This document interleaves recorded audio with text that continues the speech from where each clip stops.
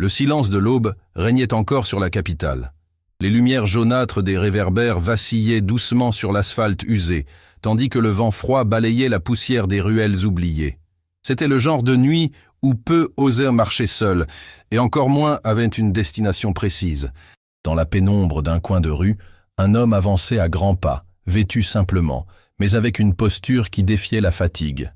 C'était Ibrahim Traoré, un nom respecté dans toute la nation, mais qui, cette nuit-là, cherchait seulement quelques minutes de solitude, loin des projecteurs et des responsabilités du pouvoir. Traoré était inquiet. Les derniers jours avaient été marqués par la tension, des décisions difficiles, des menaces voilées, un avenir incertain pour son peuple. Il marchait vite, perdu dans ses pensées, jusqu'à ce qu'un son inattendu le sorte de sa transe.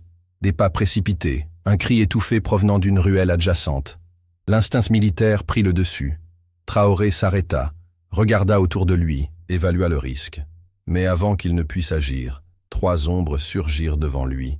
Des jeunes au visage masqué, aux yeux agités et aux gestes agressifs. « Hé, vieux, t'as perdu quelque chose ici », provoqua le chef du groupe, exhibant un couteau improvisé. Traoré, habitué aux situations dangereuses, garda son calme. « Je ne cherche pas les ennuis, je veux juste passer », répondit-il. Mais sa voix ferme n'intimida pas les agresseurs. Au contraire, ils avancèrent, l'encerclant. L'atmosphère devint tendue, le temps sembla ralentir. Pendant un instant, tout ce que Traoré représentait, le symbole de la résistance, le héros national, se réduisit à la vulnérabilité d'un homme seul au milieu de l'obscurité. C'est alors qu'une silhouette maigre, vêtue de vêtements usés et de baskets déchirées, surgit soudain en criant « Laissez-le tranquille, il n'a rien fait !» L'inconnu, un jeune d'à peine plus de 20 ans, s'interposa entre Traoré et les agresseurs sans hésiter, même en sachant qu'il risquait d'être blessé. Les voleurs, surpris, perdirent leur élan, et la tension se dissipa aussi vite qu'elle était apparue. « On s'en va, ça n'en vaut pas la peine », marmonna le chef, entraînant les autres au loin. En quelques secondes, ils disparurent dans la nuit, ne laissant que l'écho de leurs pas. Traoré respira profondément, observant le jeune qui venait de lui sauver la vie. Le garçon tremblait, de peur peut-être, ou d'adrénaline. « Tu vas bien ?» demanda Traoré, en lui touchant l'épaule.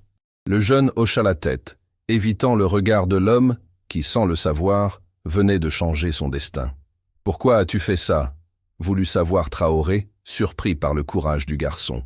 Le jeune hésita avant de répondre « Je ne pouvais pas laisser faire. J'ai vu trop d'injustice dans cette rue.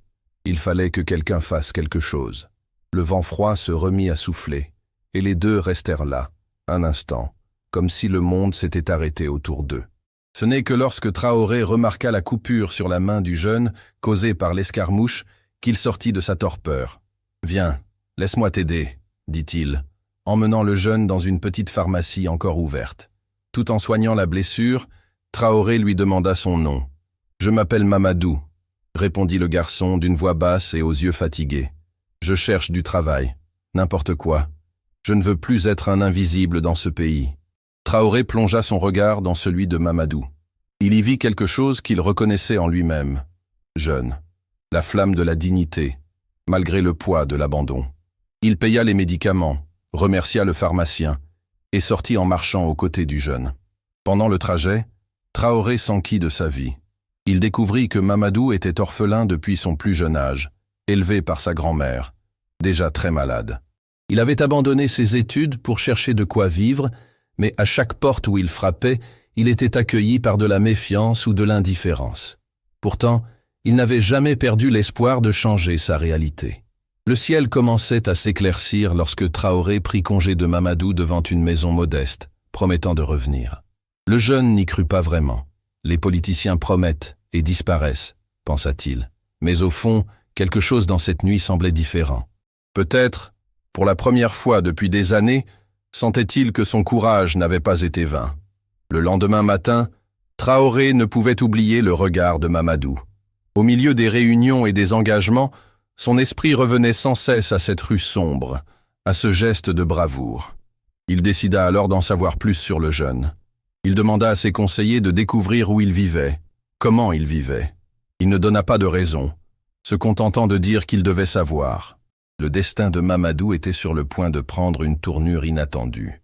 Quelques jours plus tard, alors que Mamadou tentait encore de distribuer des CV, désormais avec un pansement à la main, ressentant la douleur physique, mais sans abandonner, il fut surpris par une voiture noire qui s'arrêta devant la place où il attendait. Un homme en costume sortit du véhicule, s'approcha de lui et dit « Le président Traoré souhaite vous voir ». Le cœur de Mamadou s'emballa. Pendant un instant, il pensa à une plaisanterie, ou peut-être à un piège. Mais il reconnut l'homme de l'autre nuit à l'arrière de la voiture. Hésitant, il monta dans le véhicule. Le trajet jusqu'au siège du gouvernement fut silencieux. Mamadou sentait ses mains moites, ses jambes tremblantes. Lorsqu'il arriva, il fut accueilli avec respect par tous, une sensation inédite pour quelqu'un qui avait toujours été ignoré. Traoré l'attendait dans une salle simple, sans formalité, avec un sourire accueillant. « Assieds-toi, Mamadou, je veux discuter », dit le leader, en regardant le jeune dans les yeux. Mamadou s'assit, tendu, ne sachant à quoi s'attendre. Traoré le remercia encore pour ce qu'il avait fait cette nuit-là. « Tu m'as sauvé la vie sans savoir qui j'étais. Cela dit tout de ton caractère », affirma-t-il avec sincérité. Le jeune ne savait pas quoi répondre. Il avait envie de pleurer, de soulagement, de fierté, de peur de l'avenir. « J'ai juste fait ce que je pensais être juste », murmura-t-il. « C'est précisément de cela dont notre pays a besoin. De gens qui font ce qui est juste, même quand personne ne regarde », déclara Traoré, haussant la voix avec cette autorité douce qui captivait les foules. « Je veux t'offrir une opportunité, pas comme une faveur, mais en reconnaissance de ta valeur. Acceptes-tu de travailler avec moi, en contribuant à des projets sociaux, en apportant de l'espoir à ceux qui en ont le plus besoin ?» Mamadou mit du temps à y croire. Les mots semblaient irréels, loin de la dure réalité qu'il connaissait. Il regarda autour de lui, comme s'il cherchait un piège. Mais dans les yeux de Traoré, il n'y avait que de la vérité. D'une voix faible, il répondit « Oui, j'accepte. »« Merci, monsieur. » À cet instant, Traoré se leva et, au lieu d'une poignée de main formelle, serra Mamadou dans ses bras, scellant une alliance invisible, mais éternelle. À ce moment-là, dehors, le ciel s'ouvrait en rayons dorés, illuminant la ville qui, sans le savoir, assistait au début d'une nouvelle histoire. Pour Mamadou, c'était comme si toutes les portes fermées, toutes les nuits froides et les humiliations s'étaient soudain transformées en possibilités infinies. Et pour Traoré, c'était la renaissance de l'espoir qu'il y avait encore, même dans les ruelles les plus sombres, des gens qui croyaient au pouvoir d'un geste juste. Dans les jours qui suivirent, Mamadou eut l'impression de vivre un rêve dont il ne voulait pas se réveiller. Au début, tout semblait irréel. D'un instant à l'autre, ce jeune qui avait à peine de quoi manger et portait des vêtements usés, se retrouvait à participer à des réunions, à marcher aux côtés de personnes influentes, à écouter et à être écouté. Mais l'impact le plus profond fut émotionnel. Pour la première fois, il se sentit respecté, valorisé, reconnu non pas pour son nom, mais pour son caractère. Traoré veilla à l'intégrer à l'équipe des projets sociaux, où Mamadou montra rapidement sa sensibilité et sa créativité. Il savait ce qu'était le besoin, connaissait la souffrance du peuple, parlait le langage des oubliés. Bientôt, il devint un pont entre le gouvernement et les communautés, portant la parole du président là où seul l'abandon régnait auparavant. L'ascension rapide de Mamadou suscita des réticences parmi certains membres de l'équipe, qui voyaient d'un mauvais œil la présence de cet étranger. L'un des conseillers les plus anciens, Moussa, ne cachait pas son mépris. Il n'a pas de diplôme, il ne comprend rien à la politique, il est là par compassion du président. Des murmures et des regards en coin se répandirent dans les couloirs, comme un venin silencieux. Mamadou ressentait la pression, mais refusait de reculer. Au contraire, il redoublait d'efforts, restait tard, écoutait les douleurs du peuple, notait des suggestions, visitait des familles démunies. Souvent, il rentrait chez lui épuisé, mais avec le cœur réchauffé d'avoir fait une différence. Une nuit, après une longue réunion sur un nouveau programme pour les jeunes sans emploi, Traoré appela Mamadou pour une conversation en tête-à-tête. Les deux s'assirent de face à une fenêtre ouverte, d'où l'on voyait la ville illuminée et, au loin, le son des tambours d'une fête populaire. « Je sais que ce n'est pas facile », commença Traoré, regardant l'horizon. « Beaucoup essaieront de te faire tomber. Mais souviens-toi, ta valeur ne dépend pas de leur opinion. Je vois qui tu es. Et tôt ou tard, tout le monde le verra aussi. » Mamadou sentit ses yeux s'embuer, mais il se contenta de hocher la tête. Il se sentait sous pression, mais déterminé à ne pas décevoir celui qui avait cru en lui. « Je promets de ne pas reculer, » répondit-il, d'une voix ferme qui semblait plus grande que lui. Les mois passèrent, et avec eux vinrent de nouveaux défis. Un grand scandale menaça de ternir le gouvernement.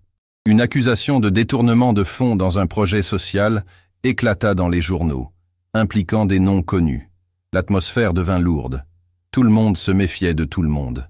Pour aggraver les choses, Moussa, le conseiller jaloux, tenta de rejeter la faute sur Mamadou, insinuant qu'il était responsable de la transmission d'informations et de la facilitation du stratagème. La crise atteignit son paroxysme lorsque Mamadou fut convoqué pour témoigner devant une commission parlementaire. Les caméras l'attendaient, la presse spéculait. Sur le chemin de l'Assemblée, il ressentit le poids du monde sur ses épaules. Peut-être, après tout, n'aurais-je jamais dû sortir de l'anonymat, pensa-t-il, se sentant petit face au système.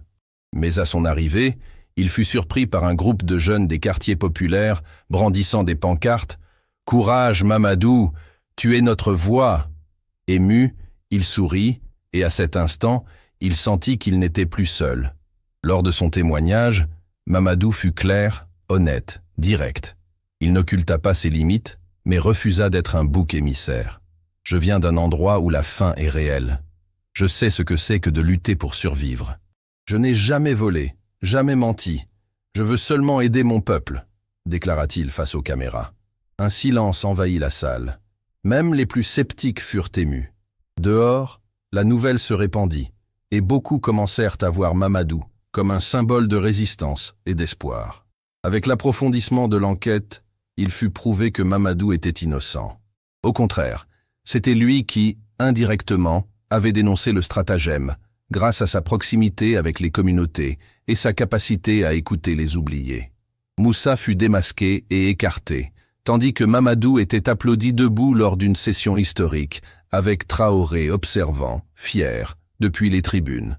Ce jour-là, le pays s'arrêta pour assister à ce retournement. Les journaux titrèrent « D'accusé à héros populaire, la trajectoire de Mamadou ».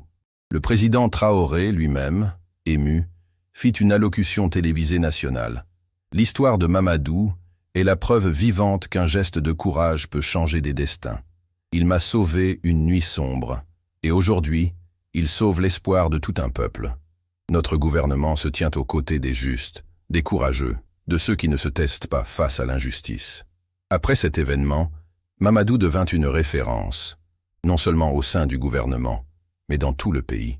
Il visitait des écoles, des centres communautaires, des églises et des mosquées, inspirant les jeunes à croire en leurs rêves.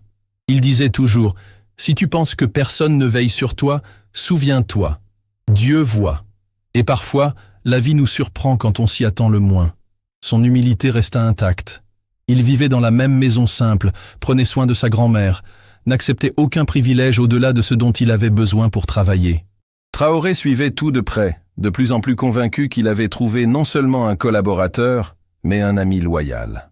Un après-midi, sur une place du centre-ville, Mamadou fut abordé par une femme aux yeux tristes et aux mains calleuses. « Mon fils est en prison, monsieur, accusé à tort. Personne ne m'écoute. » Sans promettre de miracle, il écouta son récit, nota les détails, et le lendemain, se rendit personnellement au lieu où le jeune était détenu. Il parla aux autorités, écouta les témoins, usa de son influence pour garantir un procès équitable. L'affaire dura des semaines, mais à la fin, justice fut rendue. La femme, émue, s'agenouilla aux pieds de Mamadou pour le remercier. Il la releva. « La dignité du peuple est la véritable victoire, » dit-il, la voix tremblante. Ces petites victoires commencèrent à transformer la perception populaire du gouvernement. Le peuple se remit à croire qu'il y avait de l'espoir, que quelqu'un les écoutait vraiment.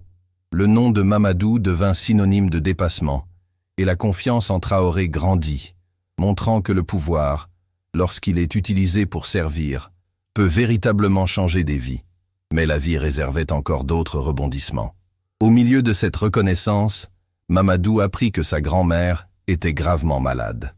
Internée dans un hôpital public, Elle attendait un examen rendu possible grâce à une nouvelle politique de santé promue par le gouvernement de Traoré.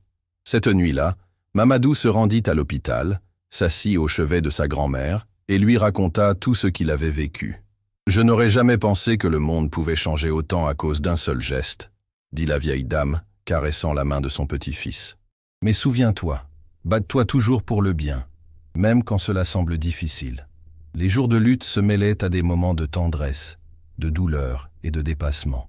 Le pays, inspiré par le parcours de Mamadou, commença à se mobiliser. Campagne de solidarité, projet d'inclusion, jeunes imitant son exemple de courage et d'honnêteté. Partout où il passait, Mamadou était accueilli avec fête, mais aussi avec des demandes d'aide, des conseils, des confidences. Il écoutait tout le monde, car il savait que la plus grande richesse d'un leader est d'écouter son peuple. Jusqu'à ce qu'un jour, lors d'une cérémonie publique de remise de prix aux jeunes les plus remarquables dans des actions sociales, Traoré invita Mamadou sur scène. Devant une foule, au son des applaudissements, le président déclara « Aujourd'hui, nous célébrons non seulement un héros, mais l'espoir vivant de toute une nation. Mamadou, tu m'as sauvé une fois. Maintenant, tu sauves l'avenir de notre pays. » La foule explosa en larmes et en joie. C'était le moment le plus beau de l'histoire de ce peuple. Et Mamadou, avec humilité, remercia. Tout a commencé dans une nuit sombre. N'abandonnez jamais ce qui est juste, même si personne ne semble regarder. Car un jour, la lumière trouve le courage. Avec le temps, l'histoire de Mamadou devint une légende vivante, inspirant des générations. Ibrahim Traoré continua à diriger le pays avec justice, ayant à ses côtés un ami qui symbolisait la force du peuple simple. Le jeune chômeur qui, une nuit, avait tout risqué pour un inconnu, transformait désormais des vies, prouvant qu'un seul geste peut changer des destins entiers. Dans la dernière scène, sous le coucher de soleil africain, Mamadou et Traoré marchent ensemble parmi des enfants souriants, tandis que la narration conclut, quand le courage et la compassion se rencontrent, un nouveau futur naît, et l'espoir, enfin, change le destin de tous.